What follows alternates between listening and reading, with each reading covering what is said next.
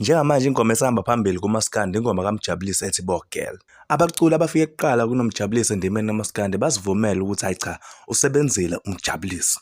Uthisha wentambo uJaiva Zimnike afunanga ukusala ngaphandle. Uzivumele yena ukuthi cha uMjabulisi usebenzile wasephinde futhi wamupha nezibusiso. UMjabulisi ngesikhathi evunywa uJaiva Zimnike akakhombisanga impamo ngoba nakho etrenda kodwa uvele wazehlisa wabonga futhi.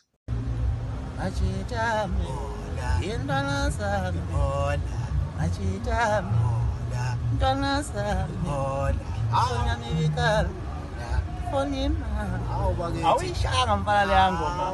Uyabona into ethi mayifika kumuntu ibe nomusa iqala. Ya futhi usebenzile kakhulu umsebenzi. Lokho ngiyajabulisa ngiyasibamba isandla somuntu wenza.